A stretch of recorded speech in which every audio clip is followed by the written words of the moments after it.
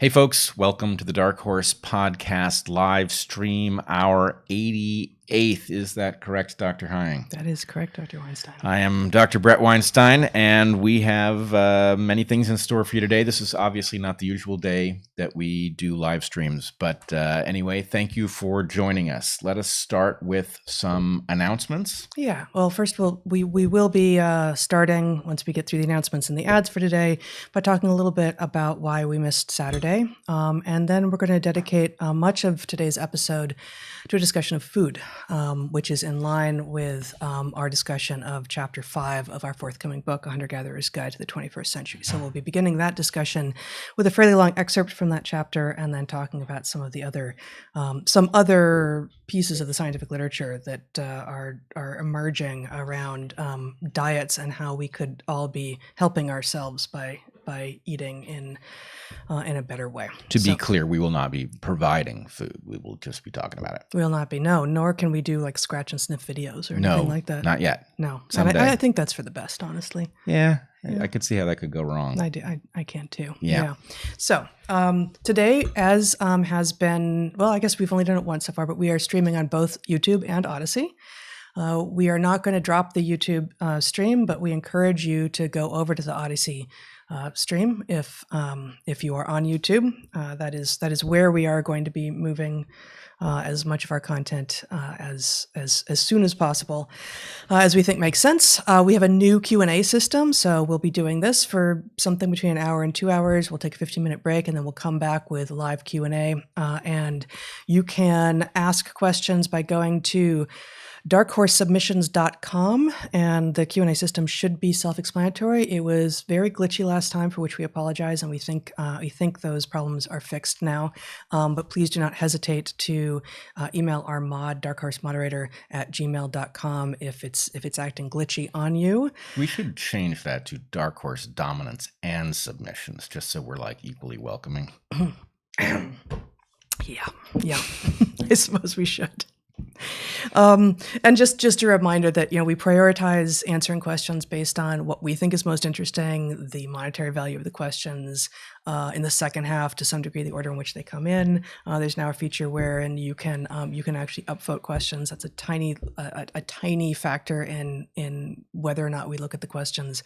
So there's no guarantee that your question will get answered if you do submit one on that site, but we will see them all. We encourage you to join our Patreons. Next Sunday is our private Q&A for this month, which you can access at my Patreon. And Bret has monthly conversations as well. And you can also access the Discord server there. And we've got these Goliath t-shirts, which are selling like, not so much hotcakes, but like Goliath t-shirts at store.darkhorsepodcast.org. Now many things are available in short sleeve as well.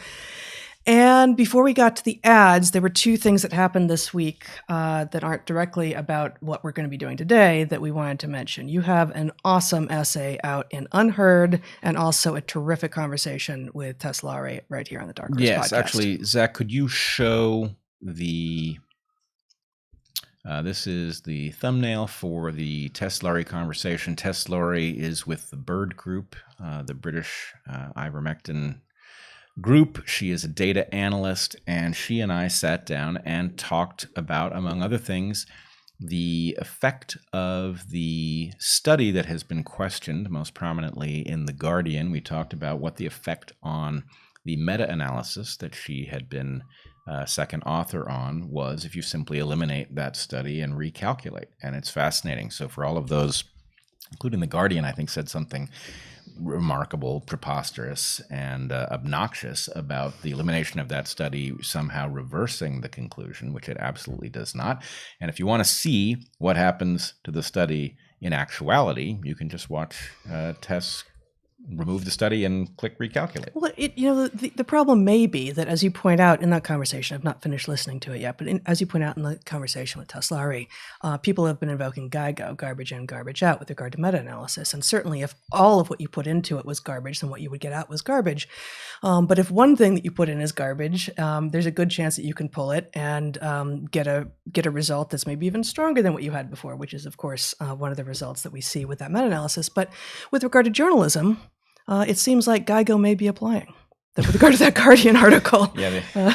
Speaking of garbage, the Guardian article, Yes. which reached a demonstrably false conclusion, is clearly garbage. Now, what the state of the study that had to be removed is unclear. There are reasons to be concerned about it, and it's not clear what is causal there. So, I remain agnostic as to what the meaning of the worrisome bits in that study are. But nonetheless, the ability to remove it is actually a strong argument in favor of meta-analysis, because the point is the method simply tells you how it should change your impression of, in this case, the utility of ivermectin. Yep. Okay. And then you also wanted to speak to this. Yeah, actually, this can we save this till after our ads and announcements? There's a little more to say about it. Okay. Sure. So we have 2 ads today. So Zach, if you want to, there we go. This week's show is sponsored in part by Alform, a company that is making absolutely terrific custom sofas. What makes a sofa terrific, though? Well, in this case, you can customize your size, layout, and materials easily for a fraction of the cost of traditional stores. You pick your fabric, color of both the sofa and the legs, the shape, to fit your home and needs perfectly. They do armchairs and love seats all the way up to 8-seat sectionals. And you can start small and buy more seats later on, which is an interesting, I think, fairly novel thing in sofas without needing to get a whole new sofa. Alform sofas are delivered directly to your home with fast, free shipping. In the past, it would take weeks or even months to arrive, and you would need someone to come and assemble it at your home. Alform takes usually less than a week to arrive, and you can assemble it yourself. No tools needed. We ended up with a beautiful sectional Alform sofa in whiskey leather, although to us it reminds us a bit more of caramel than whiskey. And it's, we anticipated in advance that we would disagree as to whether or not we wanted yet another piece of leather furniture. I thought, no way, no how, but this leather is so beautiful. And we ended up going with leather. And not only is it beautiful, but it's also warm, in the way that a lot of leather furniture is very cold to the touch, and this is not. This is durable, and it's not in Bachelor Black. Well, we've never done that. We've never had black leather, but so the 4 of us and the dog and one or more of our cats pile onto it, watch movies some evenings, and it looks gorgeous, and it's incredibly inviting and comfortable to watch a movie, get some work done on the computer, read a book, take a nap. And if you order one and don't like it, you have 100 days to say, actually, no, thank you. And they'll, that's more than 3 months to ask for a full refund. They'll pick it up for free. And they offer a forever warranty, literally forever. To find your perfect sofa, check out allform.com/darkhorse. Allform is offering 20% off all orders for our listeners at allform.com/darkhorse. All right, now on to ExpressVPN. A few decades ago, private citizens used to be largely that, private. But what changed? The internet. Think about everything you've browsed, searched for, or watched or tweeted. Now imagine all of that data being crawled through, collected, and aggregated by third parties into a permanent public record, your record. Having your private life exposed for others to see was once something only celebrities worried about. But in an era where everyone is online, everyone is a public figure. To keep my data private, I go online with ExpressVPN. Did you know that there are hundreds of data brokers out there whose sole business is to buy and sell your data? The worst part is they don't have to tell you who they're selling it to or get your consent. One of these data points is your IP address. Data harvesters use your IP to uniquely identify you and your location. But with ExpressVPN, your connection gets rerouted through an encrypted server, and your IP address is masked. Every time I turn on ExpressVPN, I'm given a random IP address shared by other ExpressVPN customers. That makes it more difficult for third parties to identify me and harvest my data. And the best part is how easy it is to use. No matter what device you're on, phone, laptop, smart TV, all you do is tap one button and you get connected, and you have very fast connections. So, if like me, you believe that your data is your business, secure yourself with the #1 rated VPN on the market. Visit expressvpn.com/darkhorse and get 3 extra months free. That's expressvpn.com/darkhorse. Go to expressvpn.com/darkhorse to learn more. All right. You wanted to say a few things about this essay that was solicited, right? That you were invited. We have one more thing that we have to say about why we weren't. I thought that was going to be next. Save it next. Okay. Yeah. So yes, let's go to this essay. So Zach, do you want to put up the?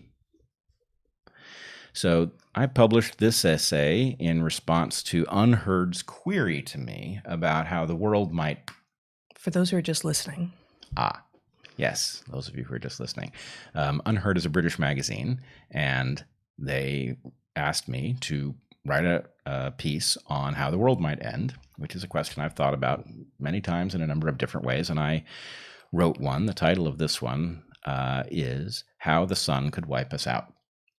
And it is on an important question that is known to many but not widely discussed, something I've been focused on since I first came to understand the jeopardy that it puts us on Earth too. And the simple form of this is that a burst of plasma coming from the sun, electromagnetically charged, if it hits the Earth and is oriented just so, can induce massive currents in earthbound electrical architecture, and that can have huge effects on things like our electrical grid.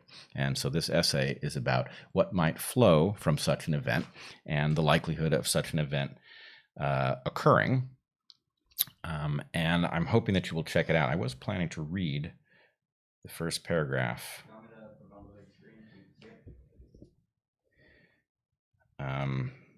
Here it is.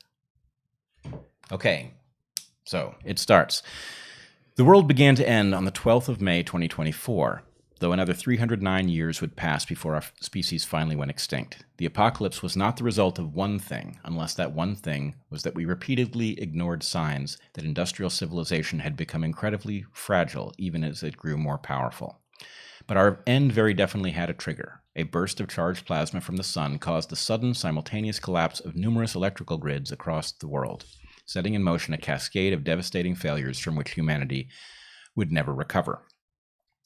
Now, I will say I spooked myself in writing this because it almost wrote itself. It is not that hard to see where the fragility in our system lurks, even as the system is incredibly powerful under normal circumstances. I will also say that, interestingly, I wrote this, I finished it, I guess, a couple of weeks ago and finalized it last week. And then on the 15th and 17th, the sun threw off two massive coronal ejections. They happened to go in the opposite direction. They went from where the Earth is at the moment. Yeah, we are on the side where the Earth is during the northern summer, and they were flung off in the direction of where the Earth is in the northern winter. They had it been December, we would have been affected by them. We would probably or possibly have been affected. The thing that's hard to calculate about this is that the sun throws these things off with some regularity. There is a cycle, a solar cycle, which we are nearing the apex of. It will peak. It is not precisely predictable, but it will peak somewhere 2024, it's 2025. Like 12, 13-year cycle? It's 11-year cycle. Okay. And so we are just beginning to pick up solar activity. So this came very early before the solar maximum.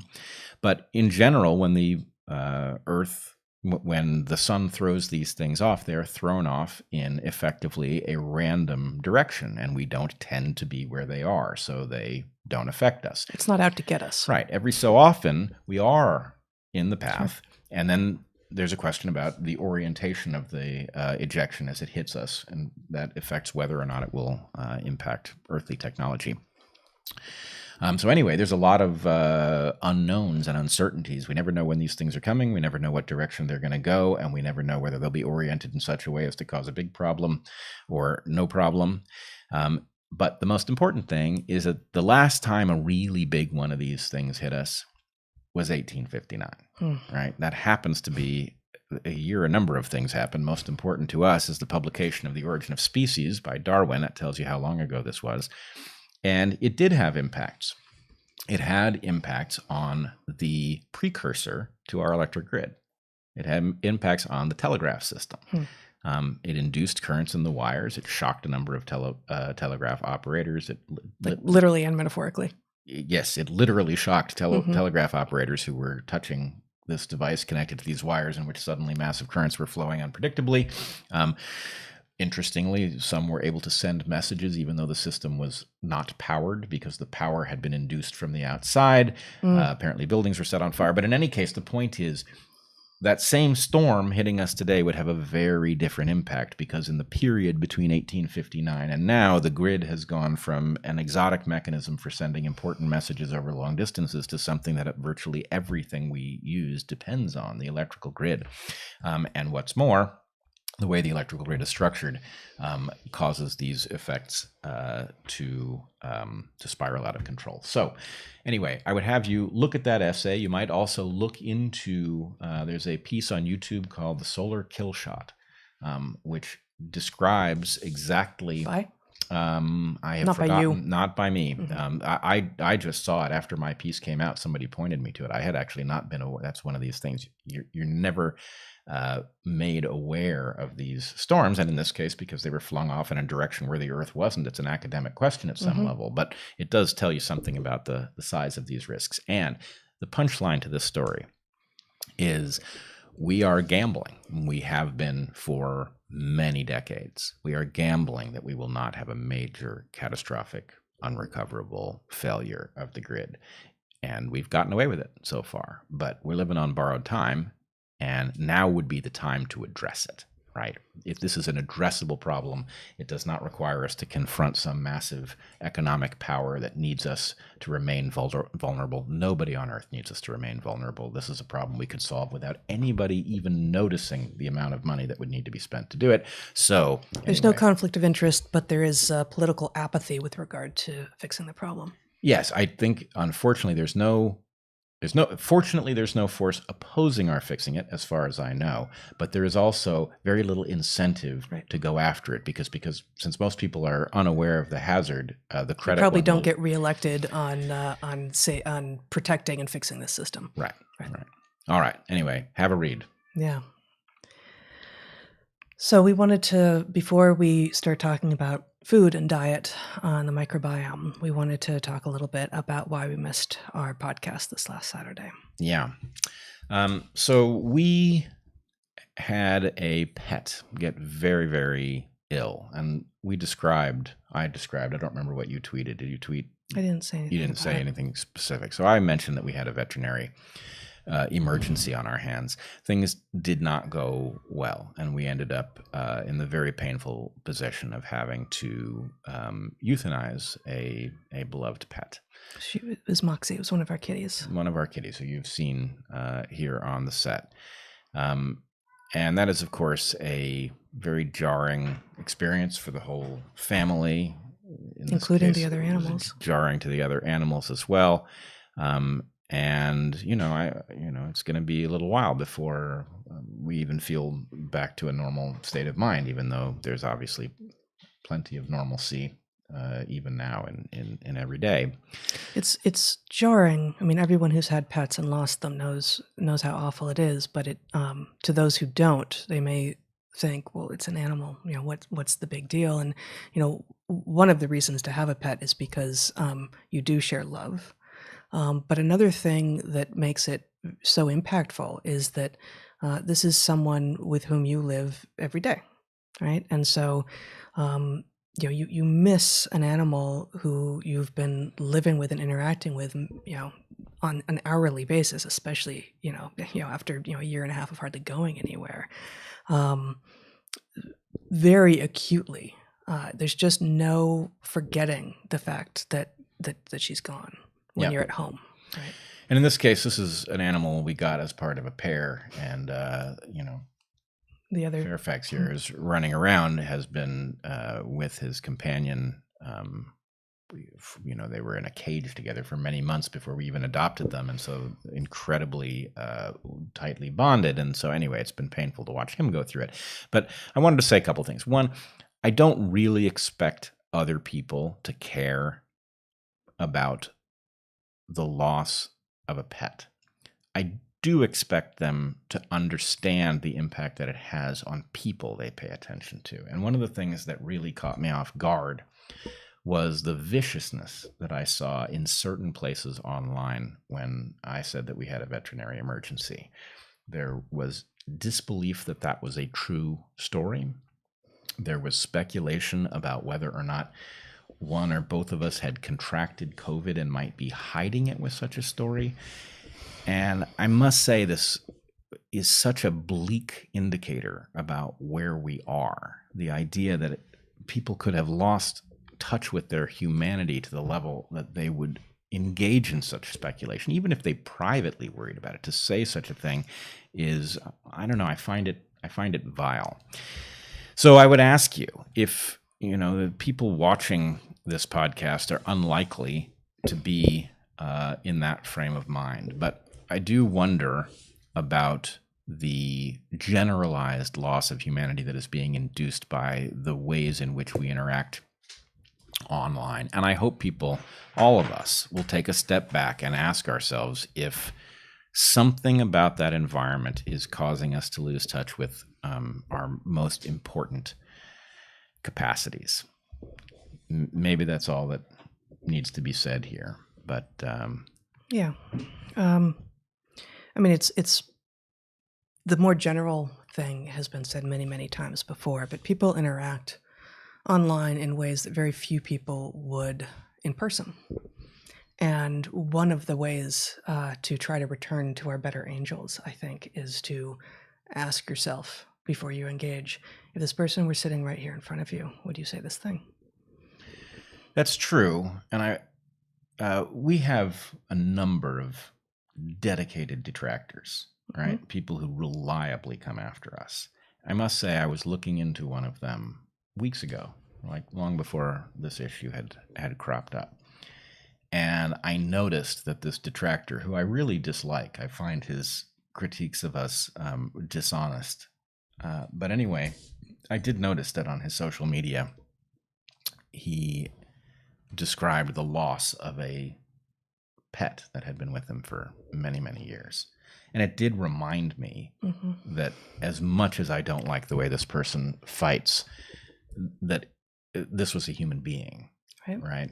Now, I would like to think I don't attack people that way ever, but it did cause me to remember that even this person who I find dismaying in their mode of interaction has another side to their life that I can relate to. Yeah, absolutely. Yeah. All right. Let us switch gears. We, as has become our wont, are working our way chapter a week through our forthcoming book, which will be out in September, A Hunter-Gatherer's Guide to the 21st Century. Last week, or in episode 87, we talked about chapter 4. We read a very brief excerpt from chapter 4, which was a chapter called Medicine. And this week, we're going to talk a bit about food. And really, as the idea of this book, in part, was that every single chapter could be one or more books unto themselves. And certainly that is true. Certainly that is true for this chapter. And this is a long excerpt this week, but I think I think it's all relevant and good. This is actually the beginning of the chapter, and it's by no means a majority of it, but it is a long excerpt. So, chapter 5 of A Hunter-Gatherer's Guide to the 21st Century: Food. What is the best diet for humans? People have been preoccupied with this question for a long time, especially weird people. Many of us have tried diets that are supposed to be what our ancestors ate. But the lens with which we do this tends to be reductionist and evolutionary at best. From diets designed to alter the pH of your body, to those based on your blood type, to those that restrict your intake to one or a few kinds of food, like grapefruit or cabbage soup, weird people are both obsessed with and confused by the question of what to eat. Let's take just 2 diets that are popular in some circles, 2 that seem less crazy than many: the raw diet and paleo. Those who advocate for a raw diet suggest that it is the healthiest, most natural way to eat. Cooking, they say, is a modern bastardization of the human diet. This is simply wrong. Not only is cooking ancient in the human lineage, it also allows us to get more calories from food. And while it may be true that cooking can reduce some of the vitamins in the food that has been cooked, the benefits far outweigh this small cost. People on entirely raw food diets are often undernourished, especially if those diets are also vegan. They are generally thin, but that thinness is not inherently healthy. Others argue for the health of the so-called paleo diet, a diet free of grains and most carbohydrates and high in fat. This may well be a healthy diet for some people. But those who came from lineages whose cuisine is rich in carbohydrates, people from the northern Mediterranean, for instance, may not be best served or most healthy on such a diet.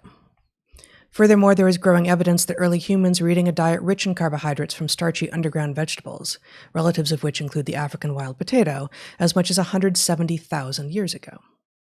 This suggests that, while healthy for some, the paleo diet is not particularly reflective of paleo ways of life. These are only two of today's many modern approaches to diet, but they reveal two similarly misguided assumptions about food. First, they imply that there is a fixed and universal answer to the question of what one should eat. Just as we discussed with regard to medicine, the chances of this being true are vanishingly small. Differences in individual development will render some foods healthy for one person, less so for her neighbor. Demographics, such as what sex you are, will affect what food is best for you, and the simple act of aging will change the answer as well. Cultural differences, which are often based in geography, may well affect your optimal diet, and those cultural differences may have moved into the gene layer, reflecting population-level genetic predispositions to particular foods, as with the lactase persistence of European pastoralists and Saharan Bedouin. Again, remember the omega principle, which posits that expensive and long-lasting cultural traits like cuisine should be presumed to be adaptive, and that adaptive elements of culture are not independent of genes. The second misguided assumption that many such diets reveal is that they seem to presume that food is merely for survival. The evolutionary truth is that food is for more than just survival. Food is more than nutrients, vitamins, and calories. Like all animals, indeed all heterotrophs, we eat to acquire the energy and nutrients necessary to be alive, but the human relationship with food, like that with sex, has expanded beyond its original purpose. Humans no longer eat merely to satisfy energetic requirements, any more than we have sex just to make babies. An ahistorical, reductionist approach to diet attempts to replace food with its component parts. Take this supplement, eat that bar, drink the contents of that can. You'll get X grams of protein, a handful of alphabetically named vitamins, and that rush of energy you've come to expect to get you through your day. As is so often the case, such an approach creates hyper-novelty, which then creates new problems of its own, problems that we are too often defenseless against. The mistakes inherent in this approach are many and the hubris abundant. The 20th century saw the dismantling of Chesterton's cuisine. As suggested by Chesterton's fence, we ought to have understood what cuisine was for before we took it apart. In its place, we got easily quantified and commodified pieces and parts that can be added and subtracted on a whim by the producers of processed food. Instead of chasing the newest diet advice with processed food, now with more B12, we should be eating real food. Real food is that in which the base ingredients are recognizable as coming from a living organism. There are just a few exceptions, like salt. Some things taste delicious and flavorful to everyone. Rich and succulent, and salty and crispy, and sweet and smooth are combinations that are beloved across cultures. Our sense of taste evolved in an era when meat and other fatty foods, salt and sugar, were all rare. Our sense of flavor is thus evolved and important. This is true, and it is true that our sense of flavor can be and is gamed in a system that can easily create fat, salt, and sugar and add them to any foodstuff it wants, another manifestation of hypernovelty. Fast food tastes good to many people because it successfully games our sense of taste, accessing single notes, fatty, salty, sweet, in a reliable, uniform way that can be triggered any time you order the same thing in any one of hundreds of identical stores. By contrast, a plate of carne asada, rice and beans, with freshly made tortillas, pico de gallo, guacamole, and pickled vegetables from a local taco stand or from your own kitchen, will always be more nutritious, and more delicious too for many of us, and for anyone who chooses to develop a palate that finds it so. That plate of less processed, more species-diverse food is more nutritious than a plate of fast food, just as it is more nutritious than taking pills that are supposedly a match for all of the nutritional benefits you're getting from your food. The whole is greater than the sum of its parts. But why is the whole greater than the sum of its parts? Or to put it another way, why is a holistic approach often better than a reductionist one? Two reasons. First, the parts of a given system that we have turned into pills are usually not descriptive of the whole system. Remember the discussion of vanillin, a component of vanilla, and THC, a component of marijuana, from the previous chapter.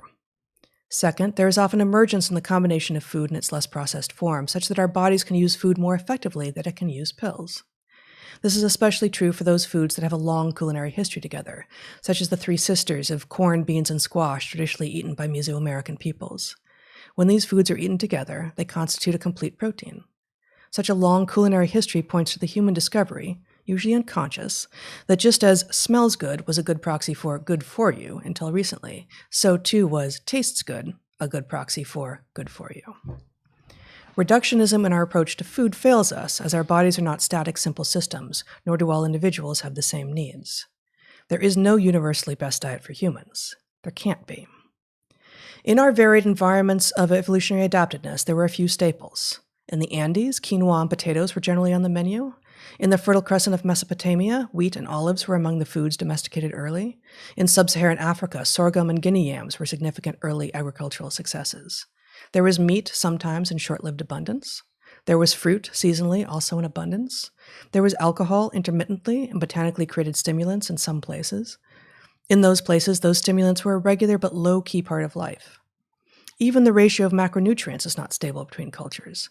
Inuit have a high-fat, high-protein diet with almost no carbohydrates, which is unlike almost any diet that evolved closer to the equator. Given such variation, the idea of a universally best human diet seems patently absurd. In the 21st century, there are many foodstuffs available that will trick you into eating them, even when parts of you are sensing that it's a bad idea to do so. Before the advent of cheap, always available, highly processed food, our ancient aesthetic preferences made a very good guide to what to eat. Those ancient aesthetic preferences aren't so reliable now. Hypernovelty has gamed our ancient rubrics about what to eat and what not to, and thus, we must use our consciousness to separate the good from the bad. Reductionism in our approach to food also fails us in that it ignores food's ability to provide connection to other humans, with the family and friends who cooked for or with you, or for whom you cooked. A reductionist, nutrient-centric approach to food fails to allow for celebration or for grief, both of which are often accomplished through food. It fails to recognize and remember cultural tradition and to consider flavors that have come together through serendipity and experimentation. Cuisines old and new reflect both their terroir, the land from which they emerged, and their borrowing from other cultures and places. Those three sisters of corn, beans, and squash are still dominant in Mexican cuisine. Limes, garlic, and cheese, all introduced by the Spanish to people in the New World, have been incorporated deliciously as well. Humans do not just need protein and potassium and vitamin C. We generally need those things in the food context in which our ancestors ate them. We also need culture and connection. When we sit down to eat a meal together, especially when we are breaking bread that we have ourselves made, we gain far more than calories. Let us now look to our evolutionary history, how we ate and what we ate, as a way to understand how best we might feed ourselves today. And that will be the next section. You know, when I hear you read that section, I can almost see why our critics see us as simpleton grifter zealots. I mean, kind of comes through in that section a little. Yeah. All right. That's fantastic. I wonder. I'm of course very curious to know what other people hear when they hear that description, especially in light of the fact of it not staking out a standard paleo position, Right. And obviously making rational critiques of current dietary fads. Yeah. So I guess maybe before we riff on this a little bit and before we get into some of the other literature I want to walk us through today, starting in chapter 3 of this book, and I haven't done it until now, we have at the end of each chapter something that we call the corrective lens, in which, to the degree that this is in fact a hunter-gatherer's guide to the 21st century, we give some sort of operational advice on what you might do that is apropos the topic of the chapter at hand. And so the corrective lens section for the food chapter is pretty long, but I thought I'd just share 3 of the many more than that bullet points from it, and let's riff on these. Let's see. Well, we begin this corrective lens section by saying we might call this section the new kosher. Most ancient dietary laws are now out of date, but that does not mean that we couldn't use some rules around how, what, and when to eat. Avoid GMOs. GMOs are neither inherently dangerous nor inherently safe. They are, however, different from the artificial selection that farmers have been engaging in for thousands of years. When farmers choose plants or animals to breed, promoting some traits and downregulating others, they are playing within the landscape that selection has already been acting on. In contrast, when scientists insert genes or other genetic material into organisms that have no recent history with those genes, they are creating an entirely new playing field. Sometimes they will be lucky, and the result will be useful and kind to humans. Sometimes they will not be lucky. Chimerical life forms that have been created by humans using hypernovel techniques are not inherently safe. Anyone telling you otherwise is either mistaken or lying to you. We also have Expose children to a diverse range of whole foods, especially ones that connect them to your culinary and ethnic background. Eat the same food that you put in front of them and show obvious enjoyment of it. Keep seasonal produce on your counter and let the children eat any fruit that they find there, encouraging them to develop their own preferences while they also learn how and when to explore a variety of whole foods. And do not forget that food is social lubrication for humans. Eating alone in your car after visiting the drive-thru is a novel situation, and it's not helping us connect with our food, our bodies and their needs, or one another. I mean, I think that's one of probably the thing that people will see coming the least in this chapter, most of which is about the actual stuff that we should be eating and preparing and how to combine it and such, and the history of our doing so. But the fact of food not being just about sustenance, not just being about calories and nutrients, but actually about, one of the ways that we connect with one another and see our way through not just celebration and grief, celebration and mourning, festivities and funerals, but also just the daily cementing of bonds. Right, the fact that you can come to rely, if you are lucky enough to live in a loving family or in another situation in which the people with whom you share a living situation come together reliably with food that you have either made or brought in or go out to find together, that those moments bring people together. In a way it's just easier. I think people have their guard down when they're sharing good food, and especially when it was prepared by one or more of the people who are sharing it. Yeah, if you, in fact, had a list in front of you of the people you know and the people with whom you have broken bread, you would find that the broken bread with list is a special list, almost inevitably. Yeah, and maybe that's at this point, especially since we're still, close to, we're on the near side of having been effectively forced into not interacting with people, not into basically no travel for so long, that we now know many people we feel like we know well, but we've never met in person. And the fact is, upon meeting in person, what you tend to do is break bread. Right. We tend to do that. And it's not that we actually need to be eating all the time. We really don't. It's that is a way to bond. That is an historic way to bond. And nothing about the modern environment should have changed that. Right. And in fact, if this was anything but the modern environment, breaking bread with somebody would force certain things that it no longer does. Right. You can break bread with somebody where you've sourced food from, I don't know, a good restaurant or something like that. And so it still has the same symbolic value, but it's not the same thing as cooking a meal for somebody, having them over and thinking about what you might want to eat with them, what, puts you and your family in their best light, some favorite meal or something like that. Yeah. But I wanted to highlight something. There are a couple of major themes in our book. One of them is this hyper-novelty issue. One of them is the synergy of the various different levels of analysis. And then I think a third one is the recognition that we are stuck in this intermediate state where the ancient ways are not directly applicable. The modern ways are almost universally hazardous.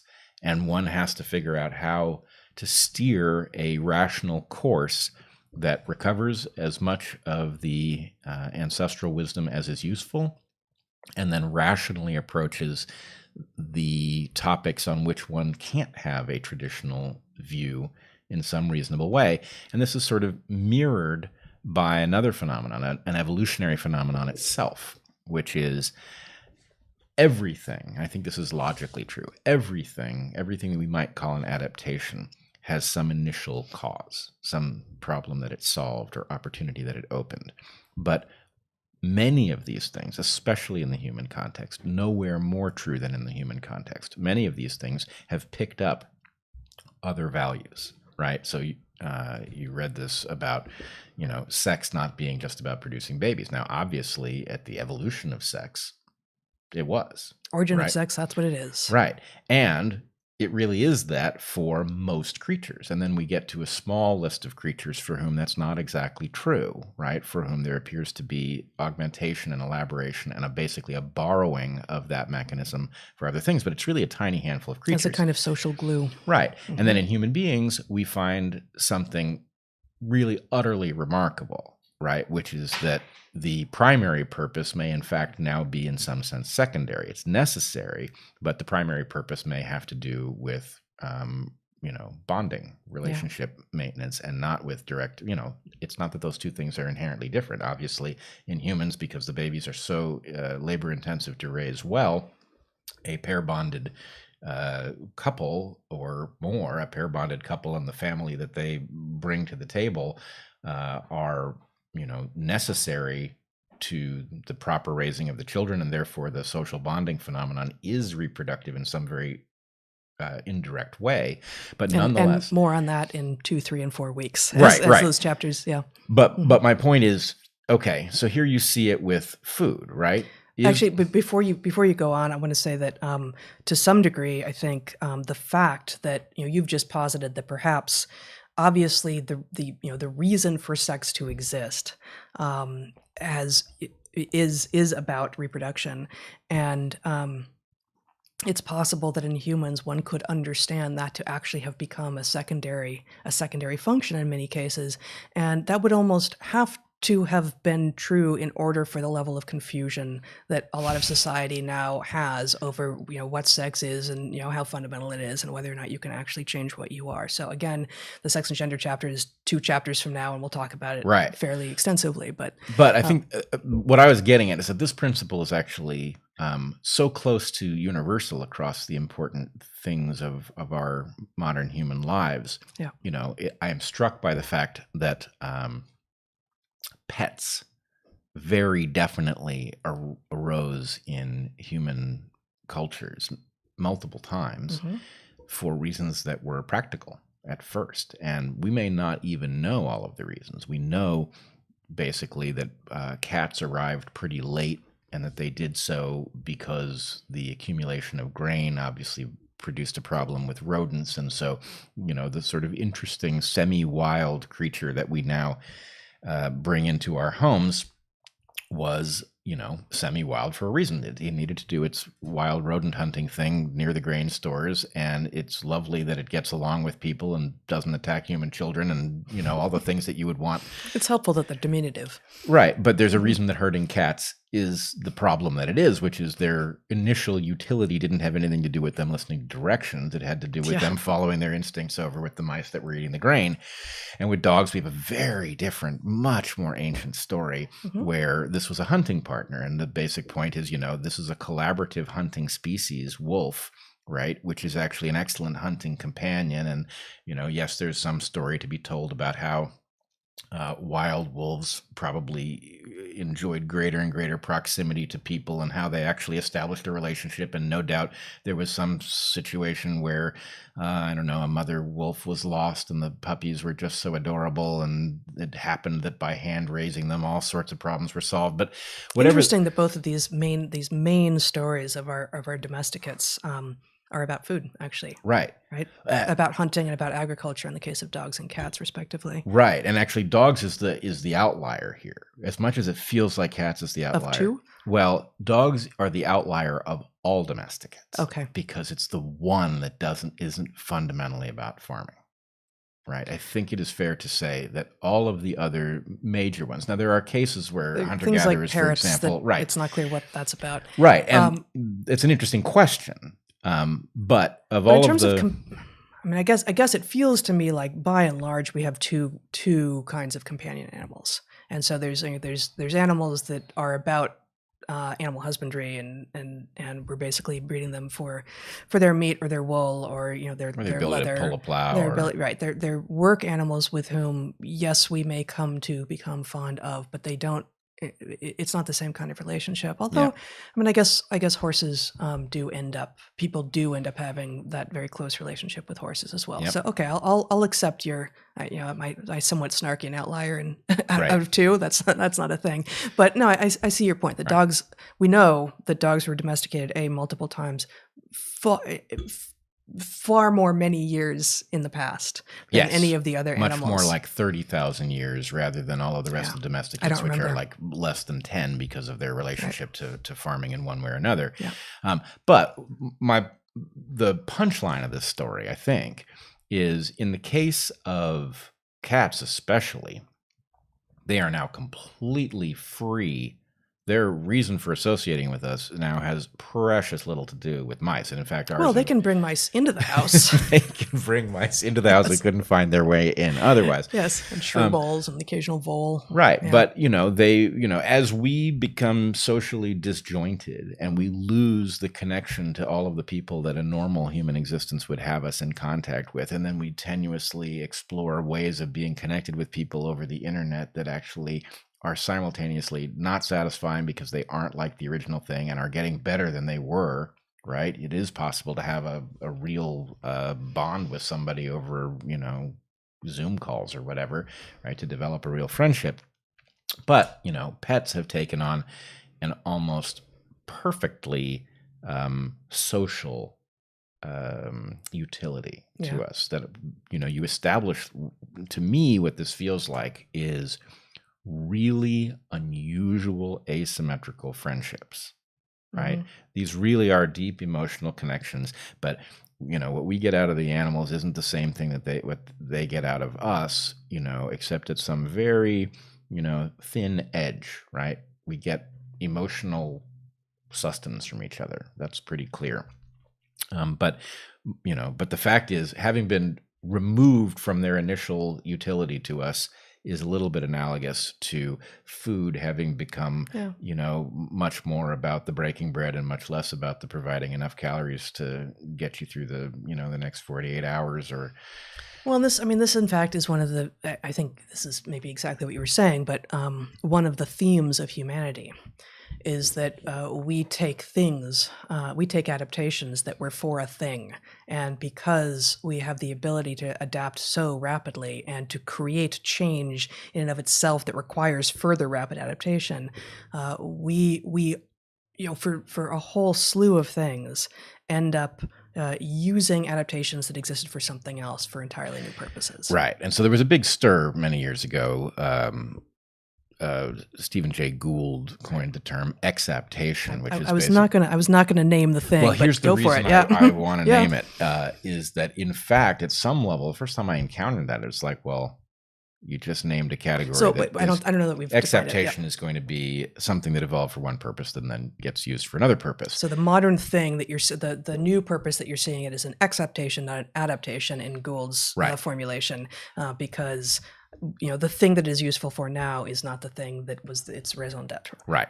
And I find this to be an almost nonsensical category because, the nature of everything is going to be exapted once you get a certain distance from the origin of all of these things. Right. And so, it's like instantaneous adaptation and then adaptation rather than adaptation and exaptation. Right. Exactly. Yeah. Mm-hmm. It basically falsely corrals adaptation to initial cause, which of course is very in keeping with what I think is Gould's biggest error, which is that he was constantly trying to corral adaptation and so he could shove things into other categories. Yeah. But anyway, longstanding viewers of this podcast or the portal will have heard the term telomere 1,000 times. But this is a perfect example because telomeres, which are these repetitive genetic sequences at the ends of chromosomes, evolve at the beginning of eukaryotic cells where chromosomes become linear for the first time. So before you have eukaryotic cells, you have circular chromosomes, which don't need a telomere, nor do they have a place for one. Eukaryotes, which are eukaryotic cells, have cell nuclei. Yep. And as part of those cell nuclei, then now those nuclei encase linear genomes. Multiple linear chromosomes. And so at first you have basically single-celled eukaryotes and then colonial single-celled eukaryotes like yeast, right? Mm-hmm. But in a yeast... And they just start collaborating. And, right. And then at some point you get a division of labor and you start to get organismal stuff. But in that, multicellular organisms, would you say that, yeast is still an organism? Yeah. I mean multicellular organismal stuff. But the point is, in a yeast, the telomere sticks at a particular length. Its purpose is to protect the end of the chromosome, which has problems if it's free floating and carries genetic information because it triggers the repair circuitry and bad things happen. So you stick some aglet on the end to protect it, right? Like you burn the nylon thread, so right, it doesn't you fray. burn, right. It's like that. But the point is, at that point, you have a telomere. You've got the enzyme telomerase, and the enzyme telomerase is set to maintain telomere length because there's no purpose to anything else. At some point, you get a really fancy organism with vital organs and the ability to self-repair, and now you've got a new hazard called tumor or cancer, and then there becomes a reason to have a telomere that actually starts shrinking. So not shrinking was the original state of these things, and then turning it into a counter is a secondary adaptation that basically takes a telomere whose purpose was protecting the ends of chromosome and turns it into a regulatory mechanism to prevent tumors. And anyway, that's how all of this evolutionary stuff looks. Yeah, the retooling is one of the amazing powers of evolution, and mandating that it needs a different term and isn't actually an adaptation actually just confuses the issue quite a lot. Right. And you will have heard in several of the things that Heather has read from our book, indications. That's me. Yes, sorry, I should have looked them in the eye. Looked them in the eye when I said that. But in several of the things that Heather has read, you will have heard reflections already of the fact that humans have a very special capacity to upgrade software. Basically, it's a never-ending sequence of what Gould would call exaptations and what we would call adaptations that we self-generate. Yep. Cool. Well, I mean, let's keep going, but also begin talking about, I've got 3 papers, really 2 we're just going to sort of bundle together, but 3 papers to talk about. And, none of them actually had I run into at the point that we submitted the final draft of our book. So that's one of the both, wonderful aspects of continuing to be interested in what you're thinking about in a manuscript, and also, mildly frustrating, but of course it's just endless. There's a ton more that you can discover at any time. So we have, let me see if I can figure out where it is. Let's just show my screen for a second, Zachary, here. This is a paper from 2009 by Paul Clayton and Judith Raubotham called How the Mid-Victorians Worked, Ate, and Died, published in the International Journal of Environmental Research and Public Health. So I'm not going to, if I may, thank you, not going to read from the top of it so much, but the basic premise of this rather remarkable paper, and the premise is well borne out by what they present, the evidence they present, is that mid-Victorian era Brits, which is basically between 1850 and 1880, and they say that the standard reckoning is 1850 to 1870, but they explain why they take a slightly longer view. So these 30 years, the first 30 years in the second half of the 19th century in Britain, imagine for a moment, this is not in the paper, but imagine for a moment what you think of when you think of, a Brit living in this mid-Victorian era, 1850 to 1880. For me, anyway, I think Dickensian, right? Like this is, I think of any number of scenes from Charles Dickens novels, and it ain't pretty. These are sort of people living out Hobbes's observation of lives that are solitary, nasty, brutish, and short. I think I probably have those in the wrong order, but whatever Hobbes suggested about that was it. That's it. Of course, he was talking about humans absent civilization, and Hobbes is a couple hundred years earlier, I think. But that's what we imagine up, at least I do, when I'm thinking of that era. But these authors from this 2009 paper, again called How the Mid-Victorians Worked, Ate, and Died, say that these people were, quote, healthier, fitter, and stronger than we are today. Their lifespans, and so I'm not going to go through all the evidence. I will post this paper, as always, and links to all of these papers in the show notes. These are, I think, pretty easy to access papers in terms of the language used. Their lifespans were equivalent to ours, actually. Lifespans then declined around 1880 with the advent of mass agriculture and processed foods, especially tinned meats and condensed milk and canned fruits, which had a lot of sugar in it, and basically globalization that allowed things to be coming from far away but preserved across oceans and preserved with sugar and salt in particular, meant that we went from an era in which lifespans were almost what they are today to the nadir of lifespan in the modern era in 1900. And 1900 is the sort of comparison point for many people who, for instance, will be talking about the ability to extend life endlessly. To say, look at how much we've added to life since 1900. Well, maybe they don't know that they're cheating, but they're actually going from the low point, the short point in terms of human lifespan in modernity with 1900. So hold on. Yeah. When you say lifespan, you are undoubtedly talking about average lifespan, and there will have to be there's one caveat. At least one caveat. Can I guess? Yes, of course. And you know, you're not guessing, but no, I'm guessing. Okay. Based on all the lifespan research that I've encountered, it would have to be.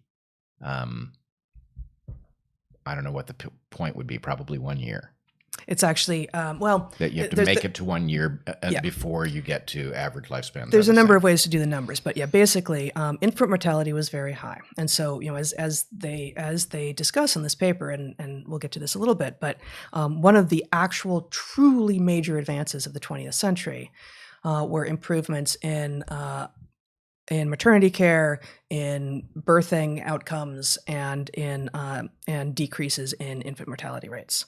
So yes, both babies and mothers died at a remarkable rate in that era, such that actually lifespans once you got to either the age of 1 or the age of 5, and 5 is actually a safer number because there were also a lot of communicable diseases that were particularly, very young children were particularly susceptible to. Once you got to the age of 5, lifespan for both men and women was about what it is today, with the interesting caveat that for women it was actually lower than for men, and that's because of the danger of childbirth. Danger of childbirth. Right. Which is actually a comparatively late emerging hazard, not completely, but a late emerging hazard in humans that comes with agriculture. Right.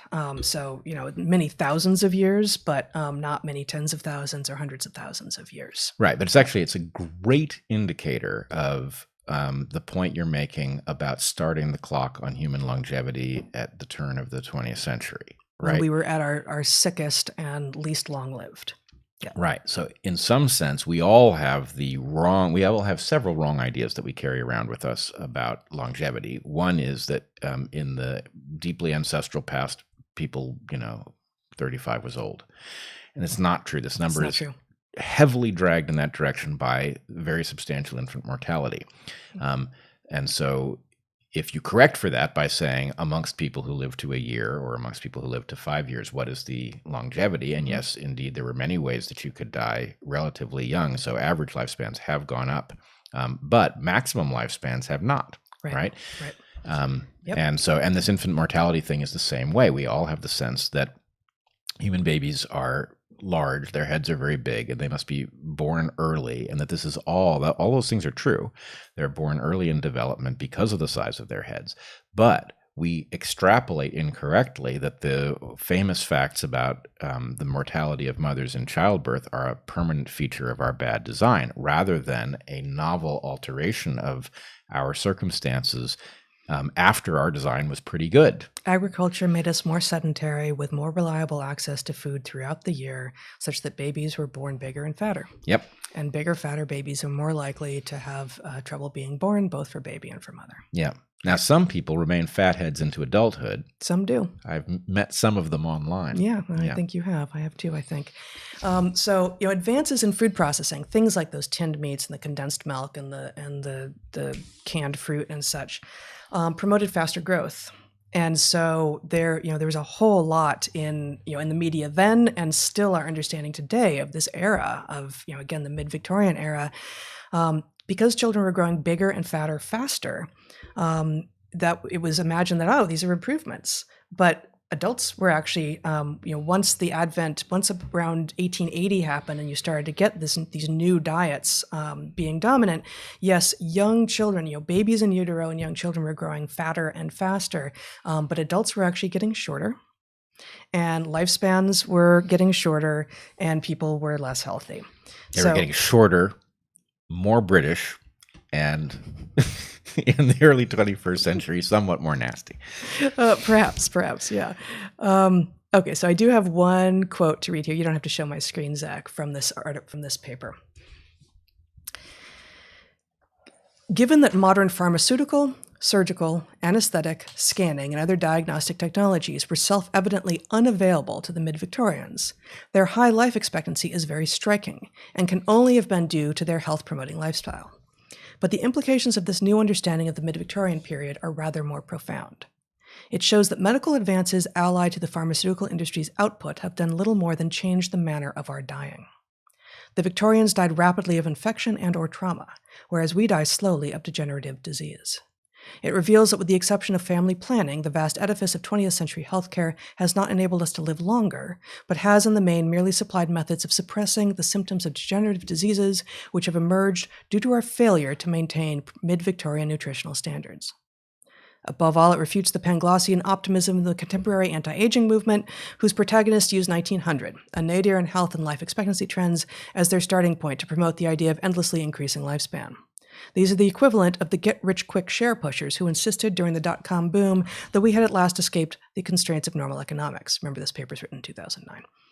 Some believed their own message of eternal growth. Others used it to sell junk bonds they knew were worthless. The parallels with today's vitamin pill market are obvious, but this also echoes the way in which Big Pharma trumpets the arrival of each new miracle drug. So, that seems apropos of our moment. Yes. Rather a lot. Apropos of our moment, and it causes us to rethink the Victorians, who may actually have been classy, prudish, and fort. Fort meaning strong. Yeah. All right. So got it. I feel proud of that. I think nobody else must have liked it based on the crickets that I hear, but but you can't hear them. That's exactly why I am imposing crickets. Okay, so let me just walk through a little bit of what these researchers you want me to continue to you're just looking at me like I need to respond to this. Classy, British, and fort, is that what you said? Classy, prudish, and fort. Classy, the prudish. Victorians. I mean, just bring up some Victorians in your mind, and Yeah, now but imagine I guess that I they wonder, were not sickly. I now wonder yes, if prudish is actually accurate. It's one of those questions. I recently did a deep dive on whether or not Rubenesque was ever actually a thing as far as sexiness goes, and it turns out that's more or less a myth. Really? Yeah. That was just like one model? No, it wasn't one model, but it had to do with the way models were sourced for nudes. Yeah. What? I now don't remember the logic, but basically the idea was nobody ever thought that was so good. But really, right? I mean, it's a little surprising because obviously, in an era when food isn't completely reliable, having a little bit more fat on you is, may make you more likely to survive the next drought or famine. No. Let's be clear. Okay. First, let's be really freaking clear. Okay. There's what women's magazines want you to think. Which is men want far later than Rubenesque. I mean, I don't know. Right. No, but that's ridiculously thin, and it's not what men prefer, right? And then there's like healthy levels of curvaceousness, and there's a wide range of these things. And then you get on up to Rubenesque, which we are told was the preference of past eras, and that these things have shifted. And the evidence is actually pretty good that that's not the case. That it was a bias. It was a what is the artistic equivalent of survivor bias? I don't know. The way the models are sourced, apparently. I mean, I guess I don't know. It's been a long. I'm no art historian. I don't know, but I mean, I think even within just the 20th century, we see changes in what expected, optimal female body form are according to the media. Just by looking at, pictures of Marilyn Monroe, who everyone regarded as the epitome of female beauty, and she was not real thin at all. Yeah. She wasn't. And male preferences don't land where we're told they're due. Right. They're due. English is not working for me so Yeah. well today, but yeah. Okay, so we'll end up back there in a couple weeks for sure. Yeah. So let's just a few things about the Victorians in terms of I've talked about what changed around 1880 a little bit, but what did they do? Well, they moved a lot as part of their working lives. They were the opposite of sedentary, such that actually their caloric requirements were 150 to 200% of what ours are today. That we are currently at an historic low as far as we can tell in terms of what our caloric needs are just to maintain ourselves because we move so damned little. Mhm. And you can say this without advocating for a work of hard labor, but just recognize that the fact of sitting or standing or lying and doing this, that's not very much exercise. The moving of the fingers on your phone. You got to type a lot. Yeah, it's really it's not major muscle groups there. So that's true. And then overall, they just had their diet was of lower caloric density, but higher nutrient density. So they had a lot of onions and greens and roots and fruits in season. And of course, everything was organic and everything was free range. And this paper doesn't go into, it cites some things, the evidence for why that might be better. But there is a fair bit of evidence for why that might be better. Dried legumes and nuts, pickled fish, fresh fish, but also pickled fish, which is different from having it tinned and being preserved for, many years and being able to cross oceans. Even the very poor had 1850 to 1880, mid-Victorian England had meat on a somewhat regular basis. The very poor didn't tend to get the muscle, but they got other parts of the animal. I love the story about brisket. I think this one actually is perfectly emblematic of a sort of hidden feature of culinary. So this is muscle, but it's so muscle is pretty much in every cuisine the thing that people want the most. And there's all sorts of other parts of the animal, and no waste happens in times of anything but modernity. But within muscle, there are preferred and less preferred cuts. Right. And so brisket, which is now a fancy sought after cut, was a, Jewish immigrants, for example. It's obviously in Black Southern barbecue culture. And the point about it is not that there's anything wrong with brisket. In fact, those of us who like brisket tend to really like brisket. It's awesome. But what it is so full of collagen that in order to process it, you can't do it quickly, right? It takes a very long, slow cooking process to get it to be that succulent, delicious meat that we know. And so the thing is, if you're poor, what you tend to have is labor to spare. And so you can take a cut. And not money to spare. Right. You've got time, you don't have money. So you can take a cut that is disadvantaged by how much processing it takes to eat it, and you can invest time into making it really succulent. And anyway, so it ends up in these really deep cuisines where there was more labor than money. Well, and I would say, I guess it's not just labor, and I think there's just two aspects to labor. There is, is someone available to do a lot of prep, and with cuts that have a lot of collagen, cuts of muscle that have a lot of collagen between the fibers that require a very long, slow cook, a braise or a slow cook or stew or something. You also need to have time wherein the person could be working on other stuff, doing childcare, doing laundry, the kinds of things that women usually would have been doing when they weren't actively doing the prep. But you not only need to have the time to do the labor of the actual prep, but then the time to be around and just guard the fire. You can't, you would need to have someone who didn't have to leave the house. Right. And that's a huge thing that, the rich didn't necessarily, they imagined that they didn't have the time for that. Right. Yes. They were too busy doing whatever they were doing. And it feels to me like there's a bunch more to be said about these. Oh, I know. Apparently also slow cooking meat under so for long periods of time under low heat with liquid, so like in a braise or a stew, produces far fewer of the now known to be carcinogenic compounds that high heat, the kinds of stuff that, tastes great when you grill it, when you cook under high heat, fast, dry. You tend to get these, what is it? It's like, I have it here somewhere. AGEs is what the acronym is, but I can't remember what it stands for. You tend to get more of those, and they are understood to be carcinogens. And so, the slower cooking cuts, which people defaulted into out of not having a choice, actually end up being healthier as well. Interesting. Yeah. Yeah. So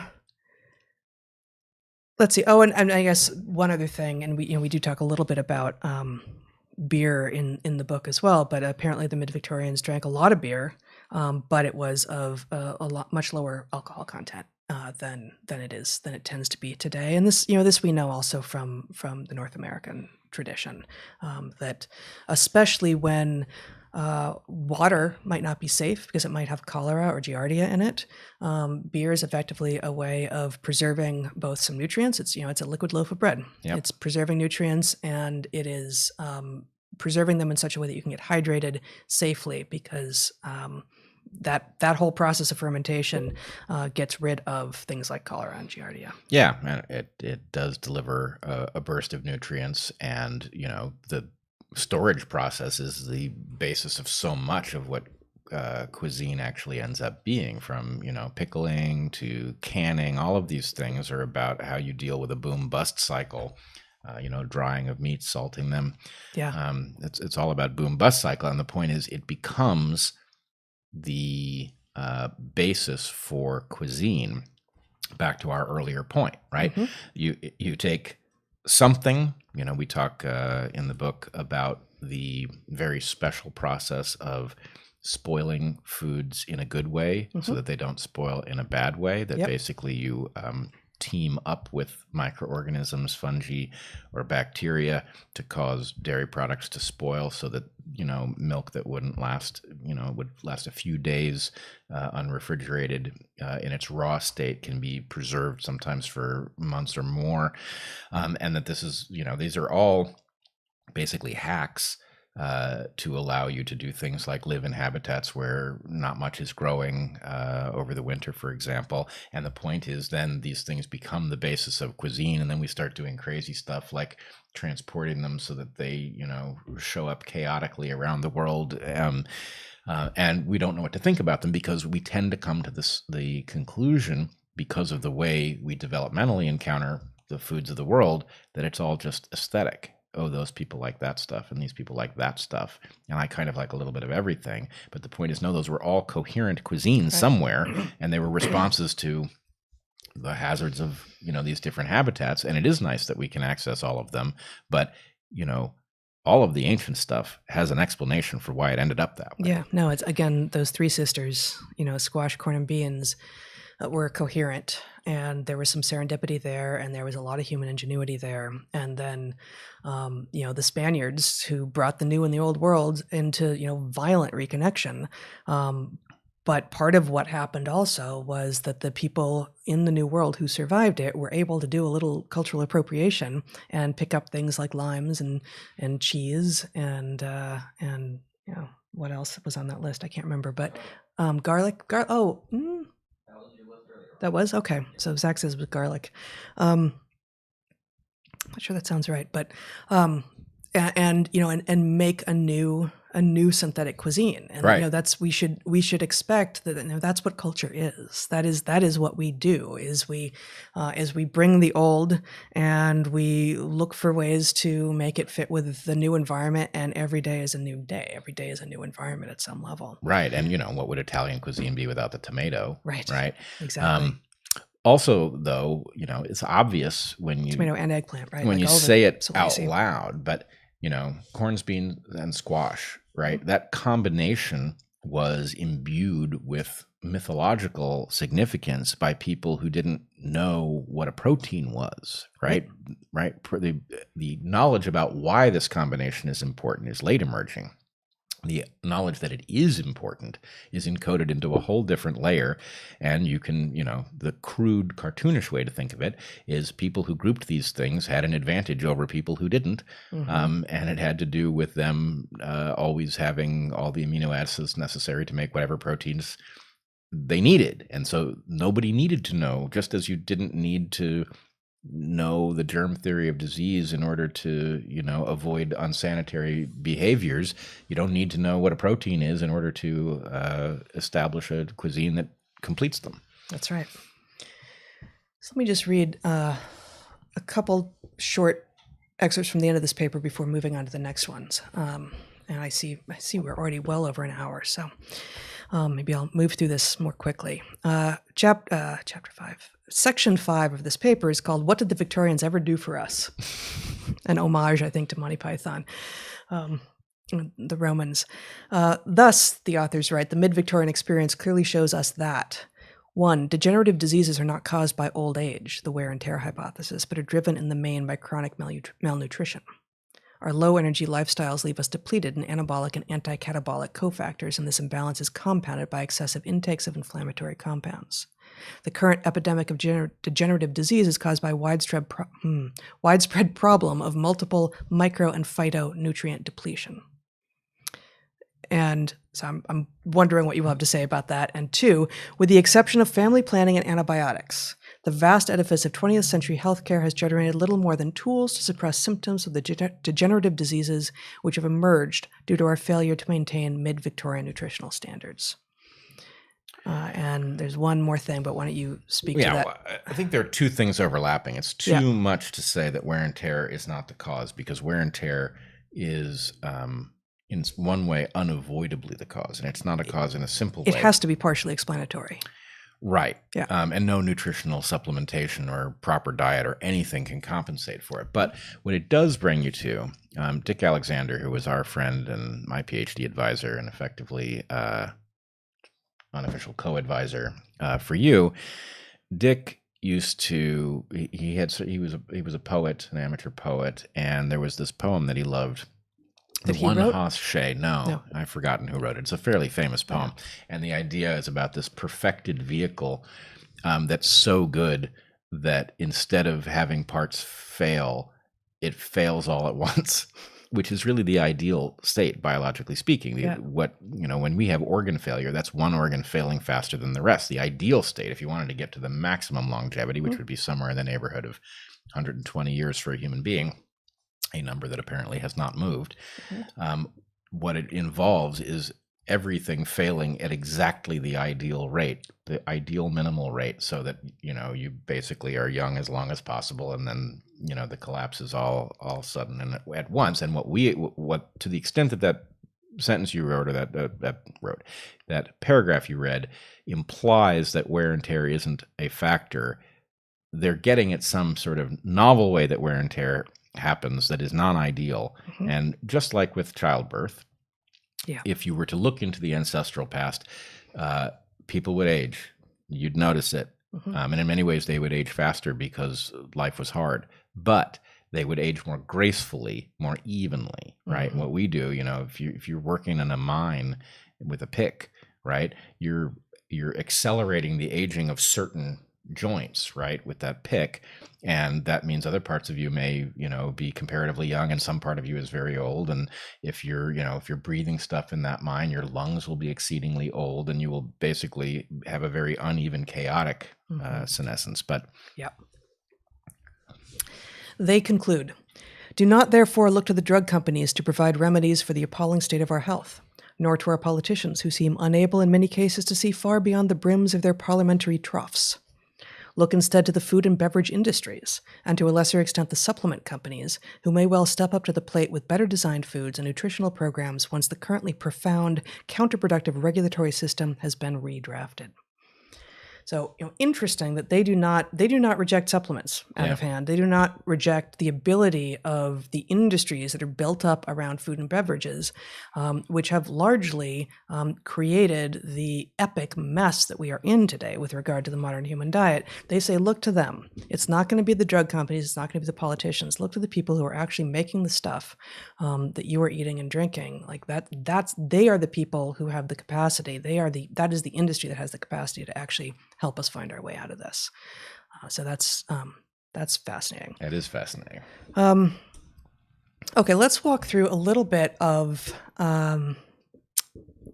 let's see, these two papers, if I can find them. Okay, Zach, you can show my screen. I just want to show the two papers.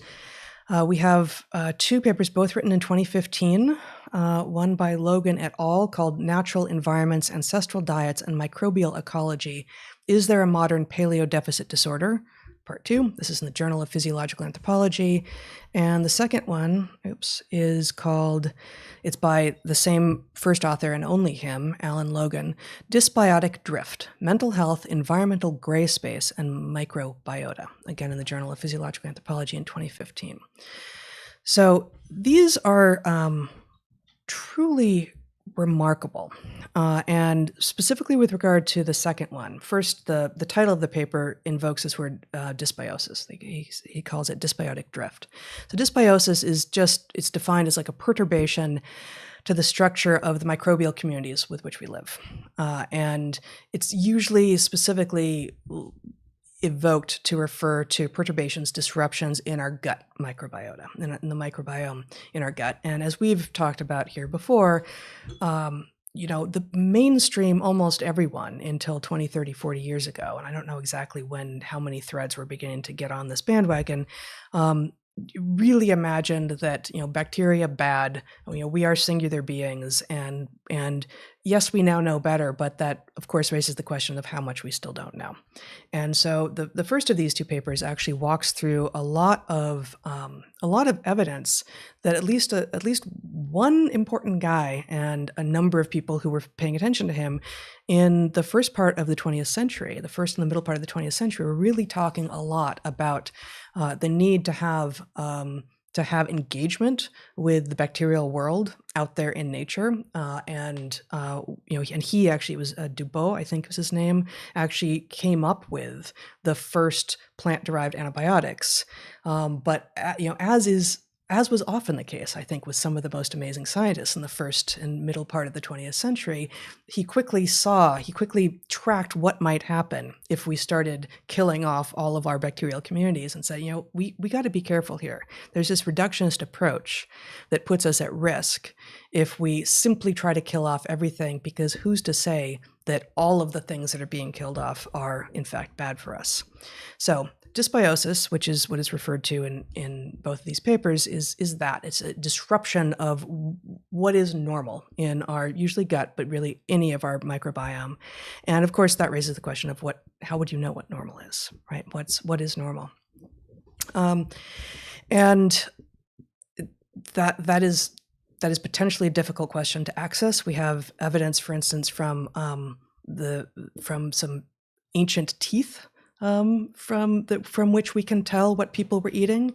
We have evidence from pre-industrial, industrial modern people.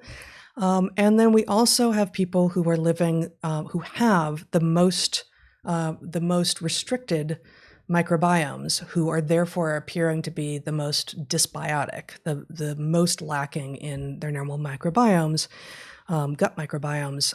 And these are typically people who are economically disadvantaged, living in urban spaces that are called gray spaces. And this is not a term that I knew before, gray spaces. And gray spaces are basically defined by a lack of nature and abundance of manufactured materials. Gray spaces, as most people listening will, if you can immediately imagine up what gray spaces might be, they tend to be food deserts, right? They tend to be places where it's very hard to get whole food, unprocessed food, produce of any sort. The food that is available for purchase tends to be at convenience stores, way overpriced, and not particularly good for you. And there is abundant evidence, and I think we won't go through all of it here today, that eating that kind of diet is bad for physical health and it's bad for mental health. The thing that is new in these papers that I am seeing is that emerging evidence suggests that the gray spaces are also, and this is my term here, microbiome deserts. That absent nature and with a prevalence of manufactured materials on which the bacteria and fungi and such that would be living within any green space at all, these are effectively microbiome deserts. And you might say, okay, who cares? Aren't there more important things? Don't we need to get fruit to these people, right? But increasingly, not just do we understand that modern diets have effects on physical health and mental health, and those things that are correlated to modern diets include, all range of things from major depression to allergies to heart disease, just all sorts of things. But so too is dysbiosis now associated with these maladies. So dysbiosis, again, being a perturbation in what would be the normal, usually gut microbiome. So access to nature is also more broadly linked to buffering of stress and improved cognition and social cohesion. All of these things are true, but specifically, marked shifts in intestinal microbiota, that is dysbiosis, are associated with all of the following things. So you do not need to show my screen here, Zach, but this list is somewhat staggering.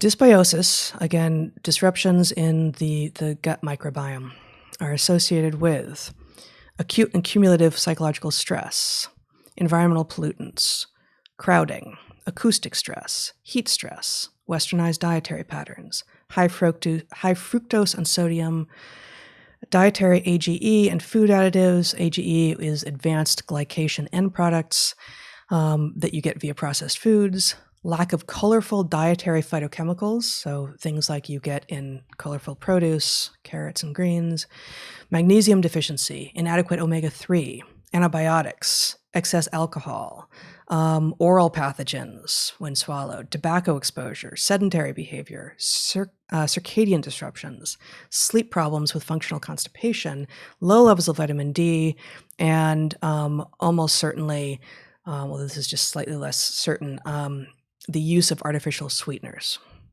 So these are things that tend to accompany these depauperate environments? These are things that specifically are understood to be, and there's just a ton of different references here. So in some cases, it's understood to be causal. In some cases, we only know correlation. Dysbiosis shows up with these things. Associated with these things. Yes. Okay. And dysbiosis is also clearly an effect of living in one of these gray spaces. And so if you link those things together, people who are economically disadvantaged are living in urban spaces with no access to nature, no ability to get their hands in the dirt, to walk around barefoot and get their feet in the dirt, because there is no dirt to be had and it would be dangerous anyway because it's not that kind of environment, are almost certainly dysbiotic. And here are all of the other things that if you are dysbiotic, you are also at either higher risk to be or to have, or you almost certainly already are or have these things. And from there, then it's an easy leap, and again, the evidence is in this paper for to all of the very many known physical and mental health effects that are related to being dysbiotic, to being in living in one of these gray spaces because you have not had, because you are some combination of unlucky and unable to get out of it, and now you're dysbiotic. And it's not just the food. It's food desert is a really striking term that I think most of our listeners will be familiar with. But the idea of a microbiome desert, because we can't see it, and because we don't actively choose for the most part, how to have our microbiome, it feels less important. But the evidence is suggesting that it actually may be as important or more.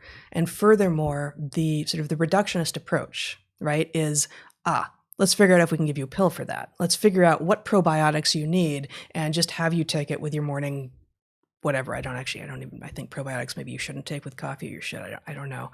But that, of course, is once again this like, let's take a feature of the environment that we've completely eradicated, find one thing in it that we think you need and give you that.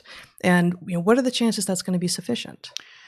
Yeah, there's a basic problem of hubris relative to a complex system, where what is certainly going to be true for any ancestor is that they would have walked around through the world in equilibrium with respect to these microscopic symbionts. Mm-hmm. And what that means is that to the extent that there's an imbalance, it's a self-correcting one. How would it be self-corrected? Because these things are all around us. And so they would have mechanisms that to the extent that something has gotten out of balance would basically equilibrate. And the problem is if you live in an environment where these things don't exist, or worse, if your diet is full of biotically active stuff, I'm thinking of particularly things like preservatives. Right? A preservative. Wait, you're saying preservatives are biotically active? Well, in the following sense, it's a kind of ironic activity because what it does is it shuts down certain biotic processes. Yeah. But to the extent that what your problem is, your business problem is the length of the supply chain for food, right? To the extent that you need a potato chip to be able to last 6 months before it's actually purchased and eaten, you're trying to solve a problem about, what if something got into the bag, and so you stabilize it. And the point is that stability is bound to interface in some novel way with the processes by which we correctly break these things down in order to utilize them. And, so, and the problem is that the environment that should render these things safe is incapable of it, right? Because how are you ever going to know if, the preservatives in the baked goods that you ate from, the shop at the corner impacted, gave you a metabolic problem or a cancer? You won't know, so you won't be able to, you'll never be able to sue. And so the point is, as long as the chain of causation is complex enough and the delay in the effect is long enough, there's no negative. And the inputs are noisy enough, right? Abundant enough, and therefore noisy enough. The point is, the manufacturers only know of the problem that they have to solve with respect to getting the thing to still taste fresh when you open the bag. They don't know nor necessarily care about what happens to their customer having consumed these things. They just want them to want to consume more. Right. And so in some sense, the kind of I don't even know what to call it. I'm trying not to dismiss it as woo, but the kind of sense of like, oh, well, I'm going to buy my stuff at the farmer's market, obviously frees you from interactions with all of the stuff that inherently comes along with these longer supply chains. And the thing is liable to be compounded by the fact that your environment doesn't contain any of the normal elements that would allow an equilibrium to correct for an imbalance that you caused with, food that's synthetic. So, yeah, it makes sense to me. And I think if, ultimately, maybe 100 years from now, we might have a good accounting of, the sort of many negative impacts of a large removal from an environment that looks anything like an ancestral environment. And it will involve some very complex interplay between the foods you ate and what bacteria you encountered walking around. And the basic problem is, you're disrupting many equilibria at once. That's right. And that is going to manifest in ill health, even if it's hard to predict exactly which thing will cause what phenomenon. And that last bit is kind of the crux, because the people, the techno-utopians, the neo-cornucopians will say, well, what are you afraid of? Like, right. What's the risk? Can you tell us what it is that we will lose if we do this? Yep.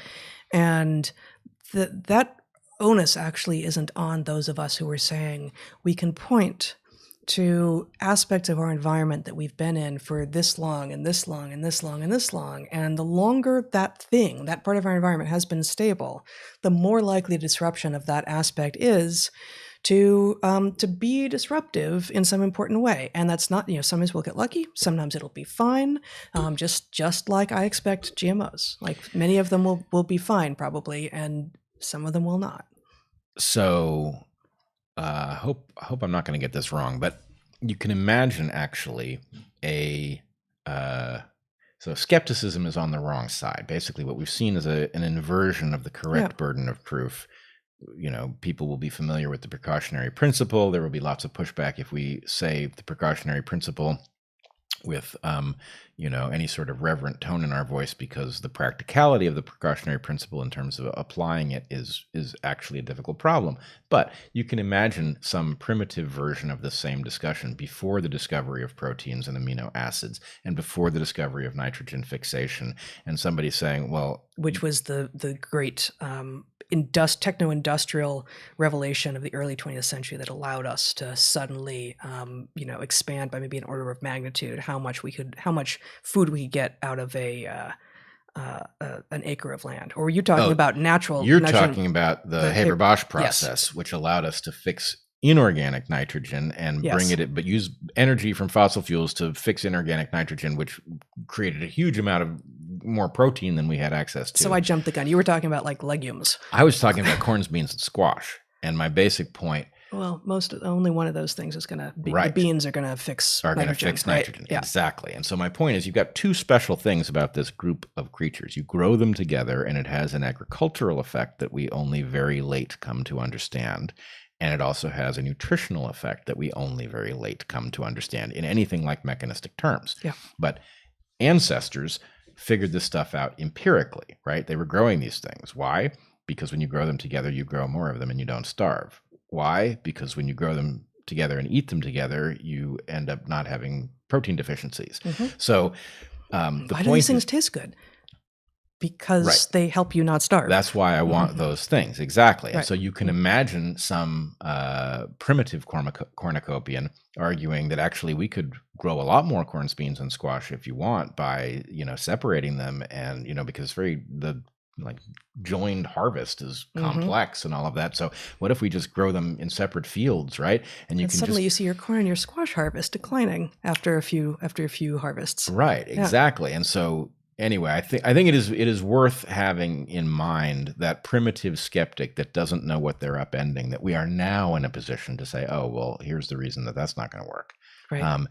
And realize that we are there. We are that. We are there. I mean, this is the hubris of maybe humanity at every moment. And the hubris is always particularly obvious at your current moment. It's like, why do we think we've arrived? Like, why do we think we're at that moment where everything that we think we know now is accurate, and all of the errors of the past are errors of the past, and that was a different kind of human, but now we're there. Like, really? You look around and you think, now we're here? We've arrived? Like, we're those people? Right. Especially biologically. Yeah. Right. If there's one system where we're still taking baby steps, it's understanding the biological complexity that we are made of and faced with. Yeah. And that's a really bad place to make this error and think that, we're in charge. Indeed. So, wow, it's okay. We've been at it for a while. I'd like to do two very quick things. Bring it back to COVID a little bit. In light of all that discussion about, so effectively, I think I said at some point, there were people talking long before the hygiene hypothesis was on the table. The hygiene hypothesis, again, being you sterilize your world, you grow children in a landscape in which you've cleaned it too much, and you are going to get a rise in things like autoimmune disorders and allergies and things like that. And there is, at this point, abundant support for the hygiene hypothesis. And so one might ask, what are the possible effects of all that cleaning and sterilizing that many of us were doing, and some places are still doing during COVID, when it was thought that fomites were a likely and frequent mode of transmission. Well, there is this paper, Zach, you can show it briefly, by Chen et al., published published in August of this year. No, online it was published in April of this year, called Biocide Tolerance and Antibiotic Resistance in Community Environments and Risk of Direct Transfers to Humans, Unintended Consequences of Community-Wide Surface Disinfected During COVID-19, ? And so I think, that's really all we need to say about that paper. The paper is what you would expect, and it seems to be well done. But, basically, of course, just like too widespread release of antibiotics creates antibiotic resistance, just like the widespread rollout of imperfect vaccines potentially creates a selection pressure for new variants that will then become dominant.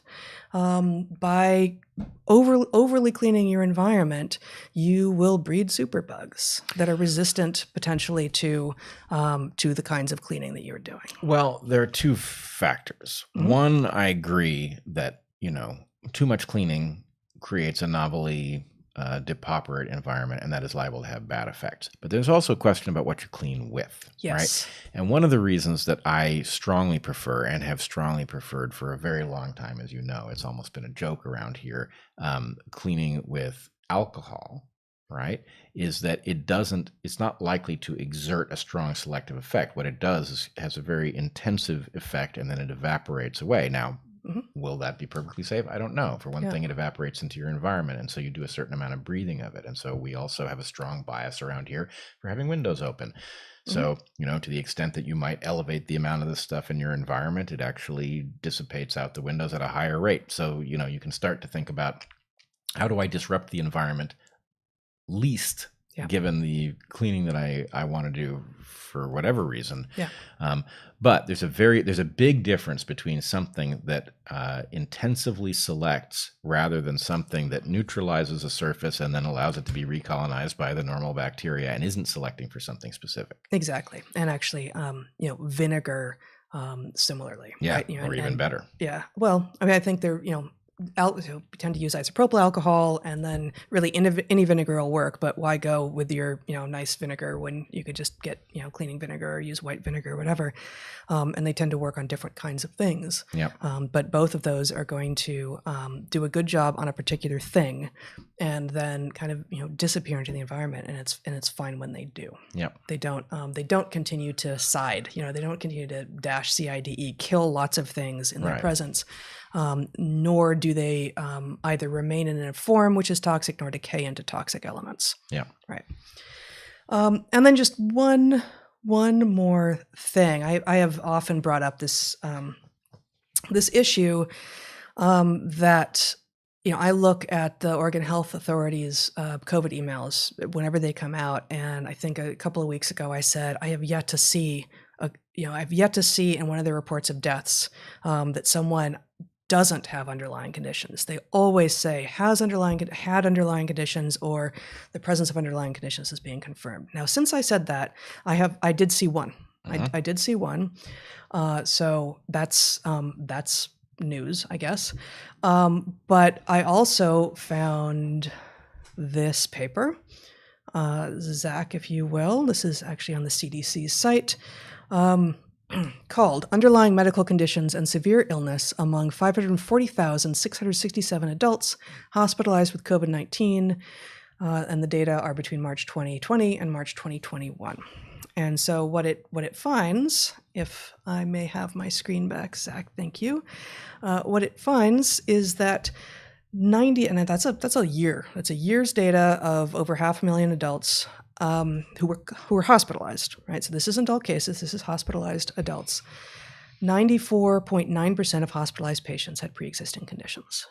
94.9%.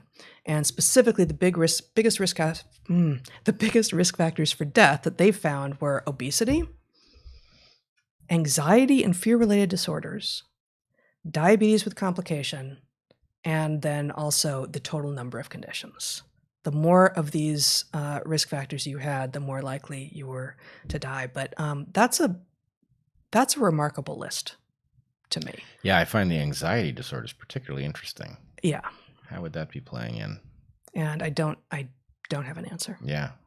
I don't have an answer. I could see a couple possibilities. It could be something about what we do with anxiety disorders. It could be, medications that we apply render you vulnerable. It could also be something about a positive feedback, to the extent that we see numerous circulatory disorders. I would imagine as you get very sick with this, it's going to trigger anxiety. And if you have an anxiety disorder, it might be an extreme form. But that is fascinating. It is remarkable. And as you've pointed out many times, it's weird and obviously medically counterproductive that there is some stigma to discussing the just simple fact that these other conditions impact how seriously COVID is likely to affect a person. Yeah. Because it's actually something in which there's a lot people can do. Exactly. And, I haven't heard as much about it lately, but especially last summer, there was a lot of talk about racial disparities in COVID outcomes. Yep. And there's some thought about it being related to vitamin D production. Yep. Right. But there's also, almost never mentioned the conflation of race and class. Yeah. That because of, historic systemic racism, Black people, at least in America, are more likely to live in underprivileged circumstances in these gray spaces, exactly the kinds of spaces that we were talking about before, which are both food deserts and microbiome deserts. And if you're in a microbiome desert and you therefore already are at risk for all of these other risk factors, then you are more likely also presumably to get COVID. Yeah. Is there an explicit racial component? There might well be, having to do with melanin content of your skin and a lesser ability to synthesize vitamin D. But I think far too often there's a race class sort of erosion of pattern, and that we should be talking more about class and helping people actually be able to get the food in the microbiome. That is a better match for what they might have been eating and being exposed to pre-industrially.